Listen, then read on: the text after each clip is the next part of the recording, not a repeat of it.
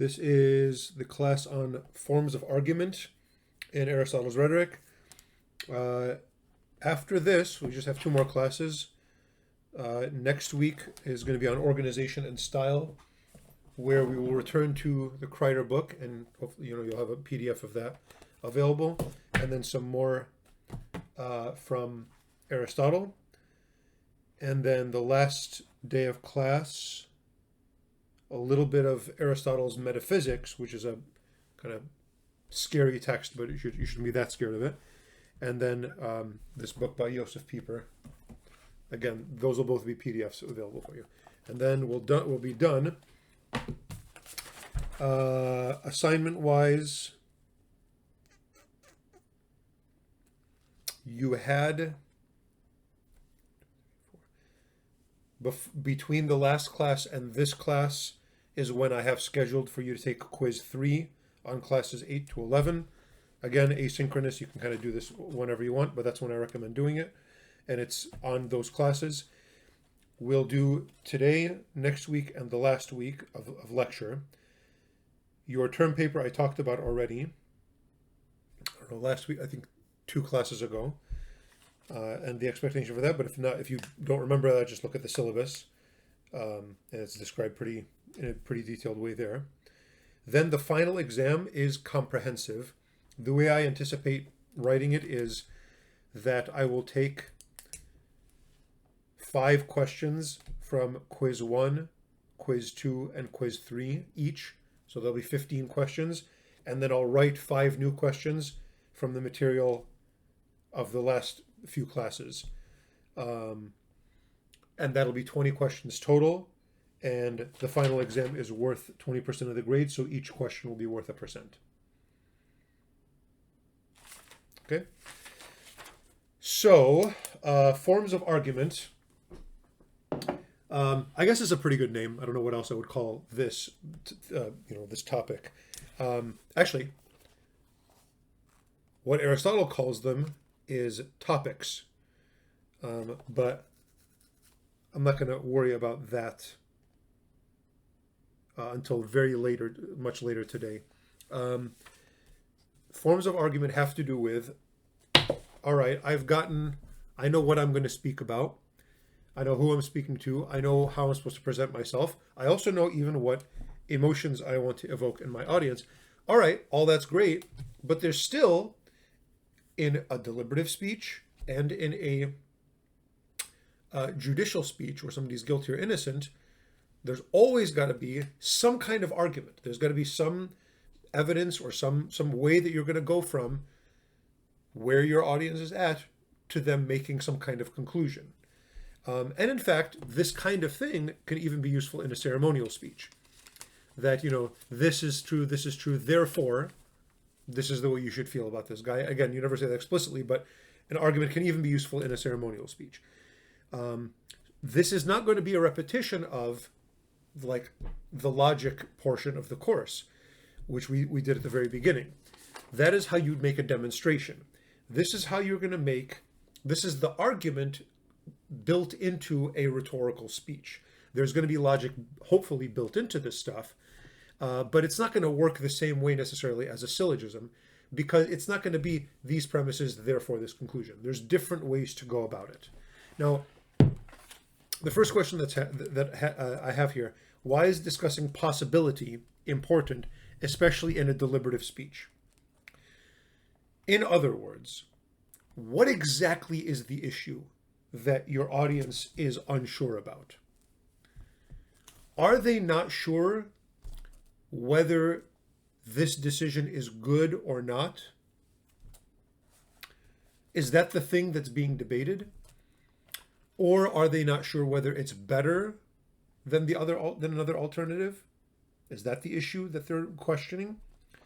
Or in some cases, are they not sure whether it's even possible? And depending on what the confusion, now, how do you know that? Well, you got to talk to your audience. You got to know them. And so that's another part of the knowledge of giving a speech is knowing where they're coming from. And if your speech, quote unquote, is to one other person, you're sitting at Starbucks or something like that, and there's somebody, and you're trying to convince them, persuade them one way or the other, a lot of that actually has to do with listening, and you let them talk. All right, let me hear where you're coming from. And you will be shocked how often you don't understand what the actual question is. And sometimes they'll say, let me think of an example. Sometimes they'll say, I don't know about guitar. I don't know about playing guitar. And let's say you want to persuade them that they should play guitar. And you launch into this speech. Here's why the guitar is such a great instrument. By the way, playing music in general is such a great thing for the brain, and it develops this and that, and it helps you deal with your bad days. And guitar in particular, you start talking about how great the guitar is. Or you say, oh, you're kidding, guitar is way better than piano. Here's why guitar is better than piano. How do you know that their qualm, that their problem is that they don't like the guitar? How do you know that their problem is that they think piano is better than guitar? If you don't listen to them. Maybe that's not their issue at all. Maybe if you would have let them speak a little more, they would have continued their sentence and said, I don't know about guitar. I don't think it's possible for me to learn it. I don't think I have the capacity for it. So what did you do when you spoke too soon, when you didn't really understand the problem? You addressed a totally wrong issue, as far as they're concerned, I would just zone you out if you were talking to me, and if that wasn't the issue. So listening is a really important thing. And why am I bringing this up right now? In many cases, the issue is not that they don't agree that something is good. It's not even that they don't agree that something is better than another. It's that they don't think it's possible, or don't even feel it's possible. Now, part of the solution to that is what we talked about regarding the feeling, the emotion of confidence last class. But there's a little bit more to the story. So let's talk about the possible and the impossible. Page 169 of the PDF. A thing is possible. So what does Aristotle do here? He makes a list. This is kind of the least creative part of the rhetoric. He just kind of makes a list. Here's what you want to do. You want to convince something's possible. A thing is possible when its opposite is possible. If you can be healthy, you can be sick. Sometimes now, here's the thing. You do not want to go through 14 different ways of proving something is possible. No, what's Aristotle doing when he's listing all these different ways to show that something is possible, to argue that something is possible? He's saying, pick whichever one of these makes the most sense. This first one is not going to work for the guitar thing. Well, of course you can learn guitar. You can, of course you can know how to play guitar. It's quite possible to not know guitar. Therefore, that doesn't work. You know what I mean? It just doesn't work for this scenario. And again, rhetoric is an art where you know what's available and you pick kind of the best possibility or the better possibility. But in some other cases, a thing is possible when its opposite is possible. If you can be healthy, you can be sick. A thing is possible when it's one of a pair and the other one is possible. If your right hand can grasp, your left one can. This might be useful. You're not sure about guitar, but you're like a really good banjo player.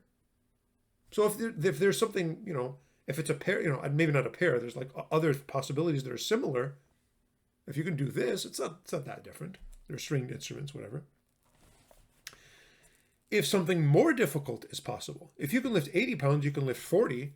This would be a funny scenario. I guess this is plausible. If somebody says, I don't know if I can play guitar, but they're like a really good lute player. Well, usually, dude, lute is 1,000,000 times harder than guitar. What's wrong? If you can play lute, you could easily play guitar. I would assume. I can't play either of them, but, I play something called an oud. An oud is a Middle Eastern. It's sort of lute-like. It looks like a lute. But actually, the name lute is French for le, and it's the Arabic word oud. So l'oud became lute. So when the Arab, when the Muslims entered Europe through Spain and then kind of took over a lot of Europe, they brought this oud, this Middle Eastern, as actually goes back to ancient Babylon, this instrument with them, and then that developed into the lute. And then the lute actually developed into the guitar eventually. So the oud is actually the sort of grandfather of the guitar. Anyway, in some ways the oud is simpler to play than the guitar. In other ways it's more complicated. There's sort of some things harder, some things easy. Anyway, if you can play the lute though, you can definitely play the guitar, I think. If something can be good or beautiful, it can exist. If you can have a nice house, you can have a house. I don't know if this would work as a kind of convincing argument, like logical argument.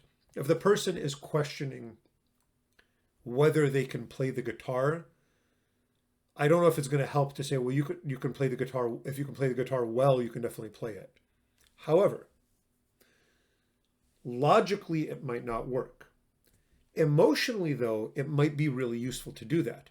Emotionally, you should get them to think about not just themselves playing the guitar, but have them imagine themselves playing it beautifully. And just that act of imagining can be a very encouraging thing. What do you call them? Trainers, like the guys that are at the gym that go and like teach you how to like exercise and stuff like that. Those guys, if they're good at what they do, they will have you imagine yourself at your goal. So they'll have you imagining lifting a certain amount of weight that you can get to maybe in a few months or a few years of lifting. They'll have you imagine, that you're doing the workout and whatever, you're riding the bike, and they'll say, imagine your abs. So it's not about, there's a kind of silly thing called manifestation, where if you like imagine something, you can kind of will it to be in reality. That's kind of stupid witchcraft stuff. But aside from that, what's actually kind of maybe legit about it is when people imagine themselves doing or having something, it is an encouraging thing, and it can help them make the first steps towards that. So anyway, so have them imagine themselves not just playing the guitar, but playing it really well. I don't know why I picked the guitar. I didn't really like the guitar that much. Anyway, number 5, its beginning or end is possible. If you can have a foundation or a roof, you can have a house. This is what I would do if I was talking to somebody who wanted to play guitar but wasn't sure they could. What I would tell them, it's kind of the opposite of number 4. I would not necessarily or not always have them imagine themselves playing some amazing Bach piece on the guitar. I would take it the other side. I would say, well, just pick it up for a second. Just pick it up. Just hold it in your hand. And just pluck this one string. Just do that. And they, oh, okay, boom. And they made a noise. Now hold your other finger down on the fret. Now just pluck it. Don't think about anything else. Just pluck that one. Oh, it's a different noise now. Interesting. And this sort of piecemeal, step by step, maybe is the way to approach somebody who doesn't even think they could ever do something. So if you can have a foundation or a roof, you can have a house. If you can, I don't know if I can practice for an hour a day. Okay, can you practice 5 minutes a day? Okay, that's a start. Start with that. And then you'll get the calluses and you'll kind of get into it more. And then in a few months, maybe you'll be up to 20 minutes. And maybe after that, and then eventually you might even actually enjoy it. You might even so it's these little kind of step-by-step things. You don't have to. So here's the thing that you have to kind of break out of people's illusions that they psych themselves out with. You tell them, you're not going to perform Bach tomorrow. Forget about that. You don't have to do that. Right now, you just have to play Mary Had a Little Lamb. That's it. You don't need to know every possible chord. Just learn D, G, and A, and you can play 90% of pop music. Just learn those 3 chords. So you kind of take them, like they fall into despair. They give up hope on the possibility of something when they think that right now I have to be at the end of this. Get them out of that mindset by saying, no, right now, all you have to do is think about this. Don't think about that. When you're writing your master's thesis, when you're writing your doctoral dissertation, oh my gosh, I have to write a whole book. No, you don't. Nobody has ever written a book. People write chapters, and nobody has really even written a chapter. They write a section of a chapter. Nobody's really ever written a term paper. They have written a paragraph, and even that they did after they wrote an outline. That's really what happens. And you do that enough times, you end up with a book, or you play a concert or whatever. That's the way you kind of get them to understand how things are possible. Okay. Number 6, what is prior is possible. If there can be a man, there can be a boy. I don't know how this would work with the guitar thing. I don't know. It's sort of similar to number 5 too. Anyway, number 7, there's a natural longing for it. If you need to eat, you have the ability to eat. Yeah, you could use this. I think, and I think this is actually real. This isn't like a kind of a cheesy Hallmark, whatever, Instagram post thing. I think it's actually true to say that if you really love the idea of something, that kind of shows that you have an inkling towards it. And then, the kinds of people that really want and love the idea of playing the guitar, that desire will get you quite a bit of the way in. You just apply that to actually practicing rather than just thinking about practicing. So that could be pretty useful, number 7. Number 8, there's a science or art for it. If there's an art of cooking, cooking is possible. Yeah, one of the things that's very encouraging is you want to learn how to play guitar? There are probably 500 YouTube channels, not videos, channels designed around teaching beginners how to play guitar and getting them to intermediates and getting them to be masters. So if there's like a whole world set up just for you to be able to get to where you want, oh yeah, that's very encouraging. Really shows that it's possible. And again, maybe the thing that they didn't know about is that existed, and then your speech is done. Really, that's all you have to do? Which one do you like? And okay, cool. There's millions of YouTube fitness channels that'll help you, whatever, get healthier or whatever it is, and so on and so on and so on. Number 9, if we have the thing, I think it's possible when we have the power to do them. If I can force someone to cook, cooking is possible. That's kind of redundant to me. Like if you have the power to do something, then it is possible. Number 10, all its parts are possible, or the whole is possible. If you have laces, leather, etc., you can have a shoe. These are all kinds of different versions of number 5 and 6. Number 11, its genus or species is possible. If you can build a ship, you can build a small ship. Yeah, if you can play piano, you might be able to play guitar. Although I tried to play piano for several years, I worked very hard at it and I was just barely okay. But then the second I picked up a stringed instrument, I was a lot better at it. So I think my brain is sort of more built for a stringed instrument. I think the idea of doing one thing with one hand and then a totally different thing with another hand just works with my brain better than in the piano. You're sort of doing the same thing with both hands. I just never was able to do that like easily. Anyway, whatever.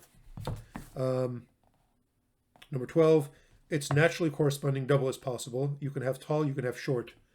I don't know if that's going to work for the guitar thing. Number 13, if it is possible without work, even more so with work. This could work. I don't know if I'll ever be really good at guitar. Dude, you're already pretty good. You can already play a couple of good pop songs and you haven't even practiced. You've never even taken a lesson. Imagine if you take lessons. Imagine if you actually practice every day. Imagine if you go into these YouTube instructional videos and actually like take the time to learn. So I think that one could be useful. Number 14, if it's possible for inferiors. If you can do it, I can do it better. Yeah, maybe. I wouldn't like put other people down in doing that, but like, dude, I can play the guitar. You're much more musically oriented than I am. So whatever it is like that. These are ways that I think you can show the possibility. So that's number 1. It's a shockingly useful thing, much more than you'd think. Dude, apply each of these to getting to heaven.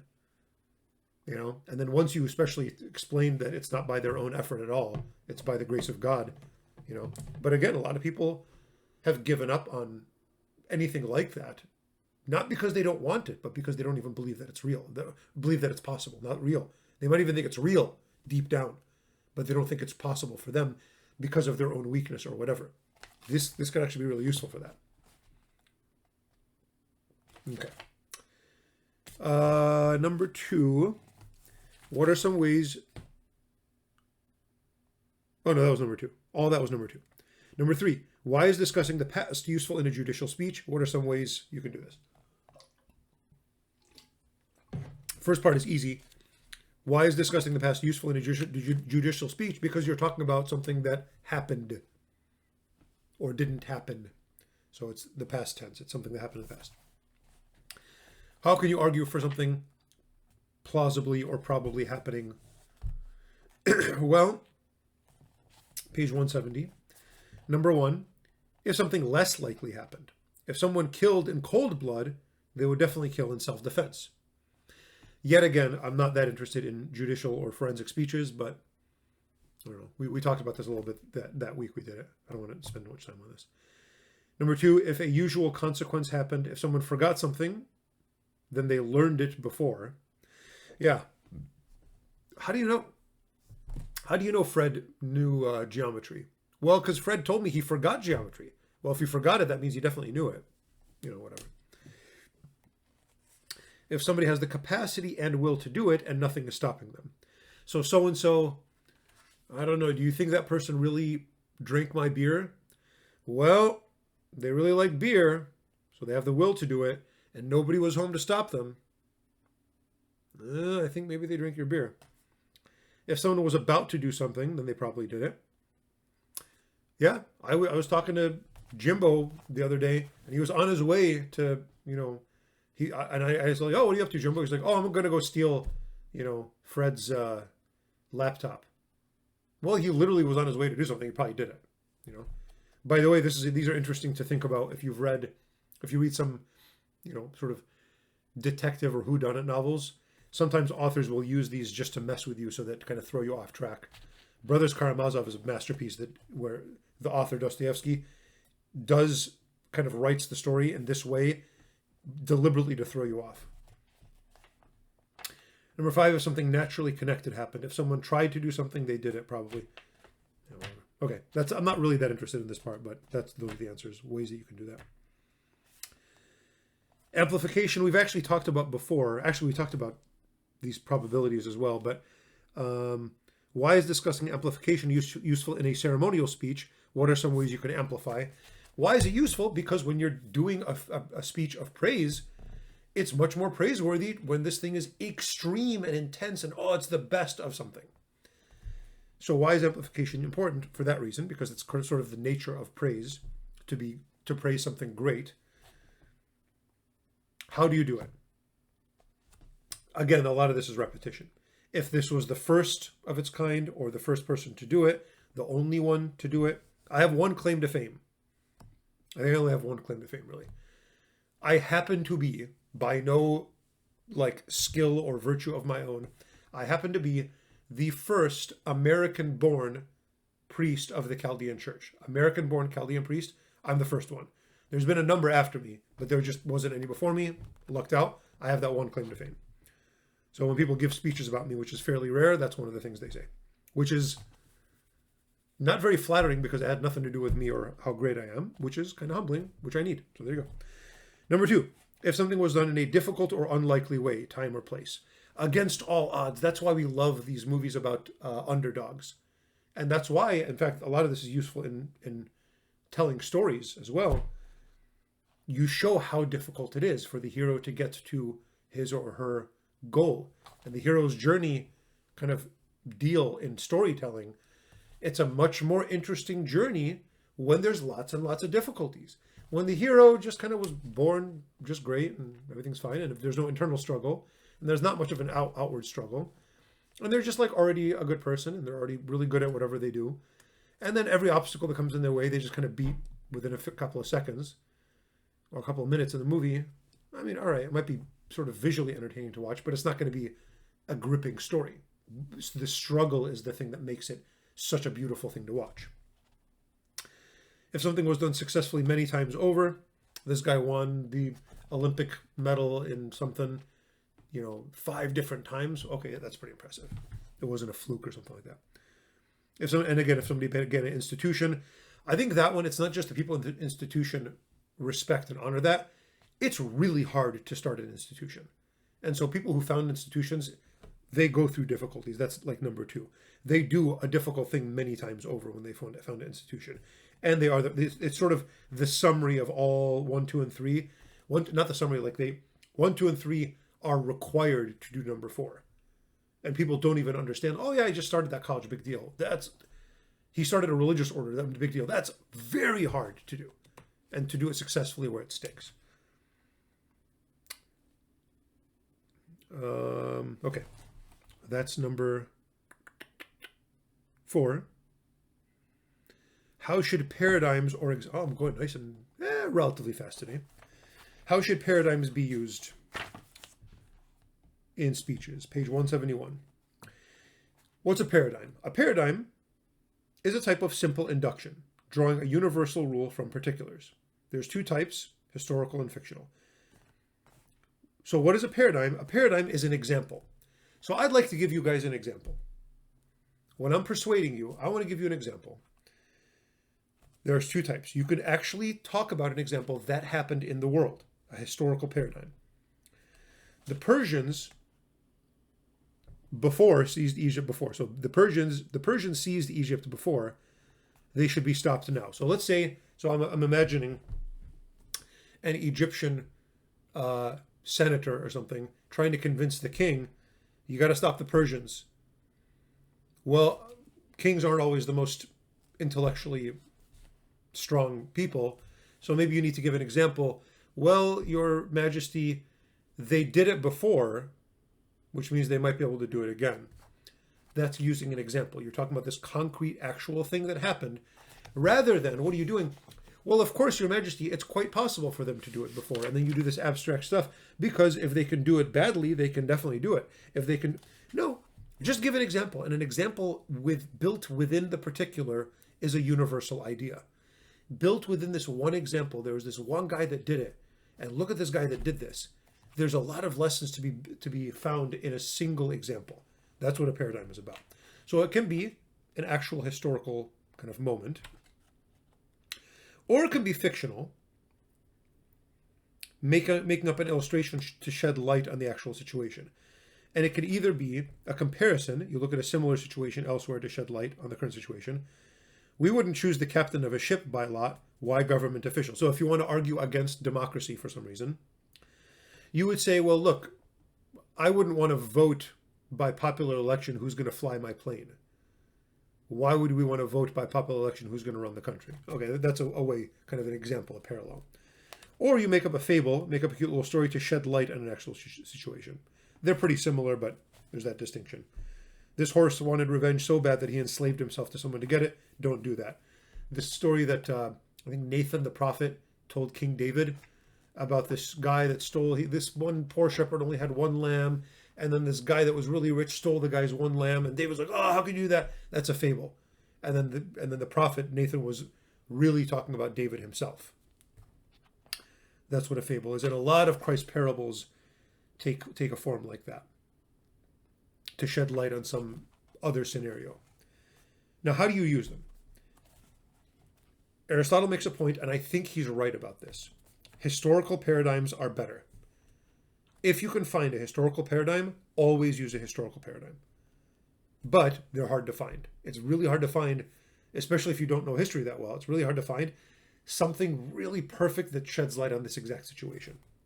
What should that do? It should encourage you to read more history so you have more kind of material to work with. But they are hard to find. Fables are easy, but make sure the similarity is clear. If you're going to tell a fable, at the end of it, they should know exactly what you're talking about. They shouldn't be at the end of it like, okay, what was that? I have no idea why you said that. This is another very important point. If you have an argument as well as a paradigm, make sure the argument goes first. So if you want to say, Your Majesty, you should defend you should get the army ready to fight against the Persians. And here's the argument. 1, the Persians are exactly this many miles away. They're getting closer and closer. 2, the army is kind of out of practice, blah, blah, blah. And by the way, and then you bring in your paradigm. Make the argument go first.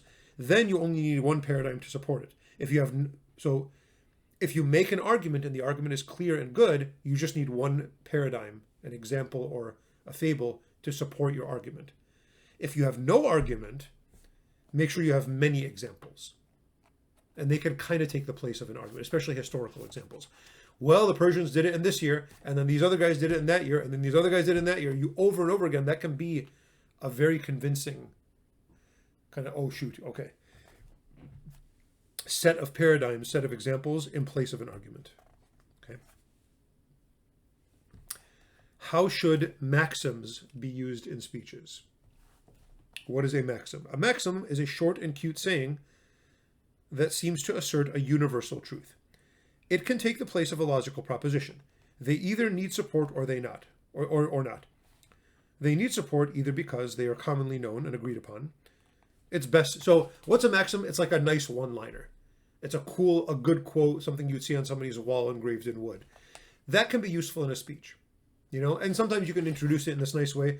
My grandma always used to say, and then she said, and then some cute thing that your grandma used to say. If they need no support, that's either because nobody's ever going to disagree with it. It's better to be healthy. I don't think anybody's going to disagree with that. Or they're just self-evident. No one is a lover who does not love. All right, that's when they need no support. Or they need support, either because they're part of a larger argument. Don't make your children too smart. Well, why? You need a reason why. Well, because when you make them too smart, they become, I don't agree with this, but there'll be an argument. Well, because, so if you have a maxim, some like nice one-liner, but it's not clear why it's true, you need to make it an enthymeme. You need to say because and then give a reason why. But in most popular maxims, their support is something implicit. Do not cherish anger immortally. What's implicit in that? There's a because implicit in that. Well, because you're mortal. So if you say don't be angry forever, or don't cherish anger immortally, the implication is you're going to die one day. Your time is running out. Every second you waste cherishing anger, like indulging, giving into your anger, just being angry, every second you waste is a second you're never going to get back. And you're finite. Your time is going to run out at some point, and you're wasting that time being angry. Okay? Some rules. Do not use things that seem obvious, one or two, commonly known or self-evident, if it's a disputed matter that needs support. The second one, this next rule is actually a really good rule. Avoid maxims if you're young. Maxims are the fruit of experience. Who are you to tell me about life? You're like some young whippersnapper. Whippersnapper. What do you know about life? You don't get to say, in all my 16 years or all my 18 years of life, everybody's going to laugh at you. However, if you are young, quote an older person or an authority above yourself. Abraham Lincoln once said, my grandma used to say, and you know what? My grandma was an amazing lady. She lived through this many wars. She raised this many, and she was just the toughest. And you say a little bit about your grandma so that we like her. You give a little ceremonial speech about your grandma, and then you say what your grandma used to say. Now you've got a nice maxim, and you can make that part of a larger deliberative speech. You see what I mean? All these can be pieced together. The more common a maxim is, the more true it seems. Yeah, I've heard that before. Yeah, I guess that sounds right. Maxims work best when the audience is less educated. Yeah, I wouldn't use a lot of them when I'm talking to like a group of academics. Look for maxims that suit your audience best, ones that they would agree with. So if you're talking to, I don't know, if you're talking to people that are into like rap music, you want to quote somebody who they respect, like an important rap, I don't know, something like that. Whatever. Okay. That's number 6. Number 7, and then I'm going to talk about something else because I have a little bit of extra time. Number 7, how should enthymemes or arguments be used in speeches? Weirdly enough, when you're making a speech, there are rules about how you make an argument. Enthymemes, you know already, are compacted syllogisms or logical arguments that make a conclusion based on previous premises.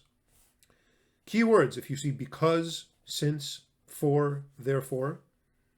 John will never get a good job because he didn't graduate. I'll make that into a syllogism. We've already done this. Here's some rules of how you should use enthymemes or arguments in a rhetorical speech. Number 1, very good advice, very important advice. The conclusion should not be too distant from the premises because audiences can't pay that much attention. You do not want a very long, drawn out argument, and then you say, I'm going to prove this first premise, and that's going to take me 15 minutes, and then the second premise is going to take me... Dude, forget about ever convincing anybody, especially if it's a general audience. You're going to make an argument, make it as short and sweet as you possibly can. And if there's stuff that maybe is debatable and some stuff that's less debatable, skip the less debatable stuff and only focus on the part that's questionable, that the part that your audience might not really believe. If they already agree with something, mention it and move on. Focus on the stuff that you really need to focus on, because every audience has an attention span, and the bigger the audience, the shorter the attention span. The second rule. The argument should not include every step of the logic, because audiences get bored of things that are obvious. So again, do not say the stuff that's obvious. It's insulting to the audience. Okay? And then it must start, that is, have premises that are already agreed upon or very clear. Start with things that they do agree with to get them to something they don't agree with. Yeah. In general, be as specific as possible. This is just kind of a general rule about giving speeches. Be as specific as possible. Don't praise Achilles because he was a man or a soldier, but the youngest soldier there. Okay. I gave you some great passages from Matthew chapter 13, Jesus using parables. The parable of the sower is one of my favorite things in the entire Bible. And I'm not going to tell you why, but I really like it. And, maybe I will. Maybe I'm going to add a video. I haven't, well, I did add an optional video last class, but I'm actually going to add optional video on, I have a little video I made on the parable of the sower and the art of storytelling. If that's any good, I haven't actually watched it, but if that's any good, I'll post it. And that might be something that would be interesting for you. Kind of how parables kind of work out in storytelling, but also in kind of in general, what it is to use a parable. All right. I do, however, also want to talk about this topic called topics. And this is all the way on page 197. I think it's on the PDF that I gave you. Topics are, page 197, strategies of argumentation. So let's say in your speech, you want to make an argument. Well, there's all kinds of different ways to make an argument, not just this syllogism, and it's not just the word because. There's different ways to approach an argument. I want to kind of read through this very interesting list and see, sometimes kind of approaching things in a unique way will be really kind of captivating to an audience. Sometimes one of these is going to work a lot better depending on what you're arguing and what the problem is you're arguing against. So one way to argue is from opposites. If the opposite is true, then the other is false. If lack of self-control is harmful, then temperance is good. That's really useful, and it's a very, very common way to give speeches and to make arguments. Maybe if you say self-control is good, I don't know about that. Okay, well, let me make an argument that lack of self-control is a harmful thing. And there you give some examples. And let me give you the example. There's this drug addict he can't control. There's this guy who's an adulterer. He's going to mess up his family. He's going to mess up his life. Well, if that lack of self-control is harmful, obviously self-control is good. Very, very good way to argue. Some of these are kind of less useful. From grammatical form, if one form of a word is good, then its cognates are. If a just man is good and a just action is good, then doing something justly is good. Whatever. From correlatives, if one of a pair is good, then the other is. If it's not shameful for you to sell this, it's not shameful for me to buy it. All right, I could see that being useful. From the more or the less. If it is true of a less expected extreme, it's true of a more likely one, similar to some of the stuff we were talking about earlier. If not even the gods know everything, how can we? That doesn't work with the Christian God because he knows everything.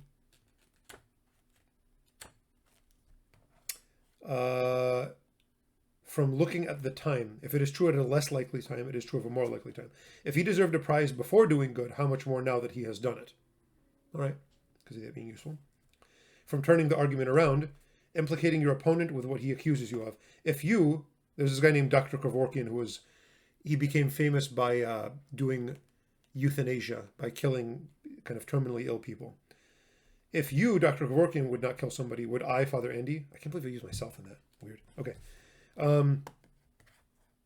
This is an ad hominem fallacy, but once in a while fallacies can be useful rhetorically. And sometimes a fallacy is not a fallacy. Sometimes there actually is truth to it. From definition, if you believe in wisdom, which is godly, you must believe in the gods. All right, maybe. From varied meanings, looking at the meaning of the words, a sharp note is similar to a sharp knife. Kind of. Maybe. I don't know how useful that is. From division, man is either a beast, a god, or something in between. He is neither beast nor god, therefore. Pretty good way to argue. From induction, looking at examples, Jim is mortal, so are Fred and Lenny and Mike. You must be too. That's fine. I'm just kind of flying through these, but again, some of these can be really useful. From authority, it is bad to die, for the gods have so judged, for otherwise they would die. Ooh, interesting. Death is bad because if death was good, then the gods would allow themselves to die, which they don't. Interesting argument. From subordinate parts, looking at pieces or examples of the accusation. Precisely which god did Socrates deny? Maybe. From consequence, if it looks like a duck, walks like a duck, and so on. Contrasting opposites, showing how one thing is better than another. You should not enter politics because you either become a liar or a failure. Some of this is pretty repetitive to stuff we've gone through. You can attack people by calling them hypocrites. Consequences by analogy, kind of weak. Results to causes. Contrasted choices. I'm going to find the ones that I think are the most interesting.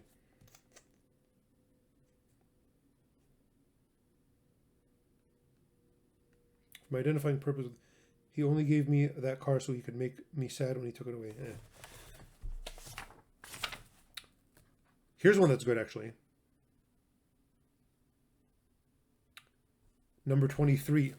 This one is, I found this personally very convincing, and I have found it to be useful when I'm trying to persuade others. Number 23. From the cause of a false impression. Let's look at this. Showing how the audience may have come to think otherwise, or the person you're persuading. The reason you think Mr. Pibb was at the scene of the crime is that you don't know he has an evil twin. Now, this is a silly scenario. If you can explain to somebody not just why your point of view is right, but if you can also explain why the opposite point of view, why your opponent came to believe what he believes, that is very powerful rhetorically, because that shows your audience you understand both sides of the issue. And if you can explain, you're talking to your buddy like, look, here, is this where you're coming from? And you explain why he believes what he believes, and you do a really good job. And at the end, he's like, yeah, that's exactly why I believe that. And you're like, okay, good. So I get you. I just want to make sure I get you. Here's where I'm coming from. Oh, that is powerful. Because most people are kind of stubborn in their beliefs when they think that you don't understand them. But when you make it clear that you do understand them, and you can explain why they believe what they believe, and you still don't agree with them, that's going to make them realize, oh my gosh, there's something I haven't thought about. Let me hear this guy out. Okay, I've even written academic papers that have used this strategy, and I think they're pretty good. So that's a really, really good one, number 23. From cause and effect, better plan. This one's pretty good, number 25. Showing how one course of action is flawed because another is better. You shouldn't read Brothers Karamazov by yourself because taking the seminar would be better. So I teach a Brothers Karamazov seminar once in a while. And I don't know, it is kind of a hard book to read by yourself. But if you take it as a seminar, it'll kind of be motivating. You'll talk to people about it. You might be more successful.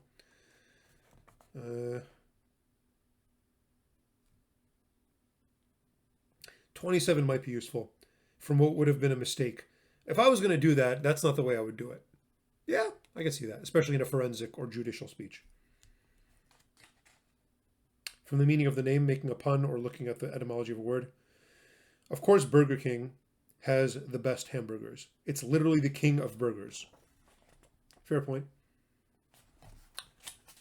I gave you all of Matthew chapter 7 after that, page 200. Judge not that you not be judged. Why do you see the speck that is in your brother's eye, but do not notice the log that is in your own eye? This is beautiful. I love this stuff.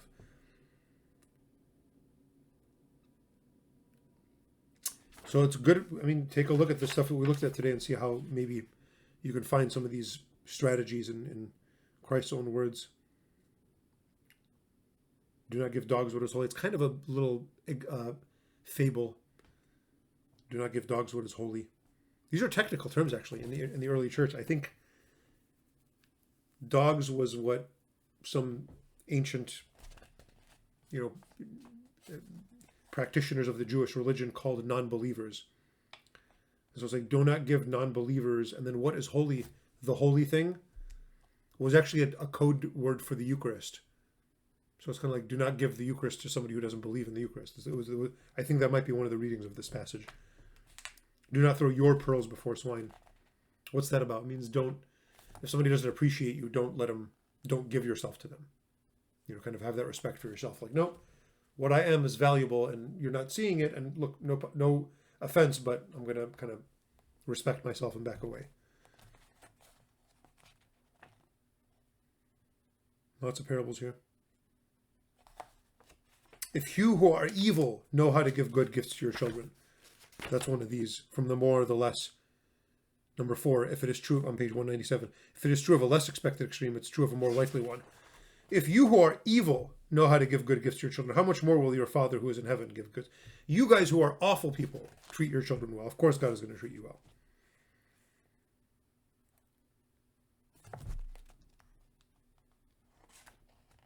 Yeah. Anyway, that's cool. Might as well end this day with this lecture with Jesus. Okay, 2 more classes, organization and style, and then leisure and contemplation. See you then.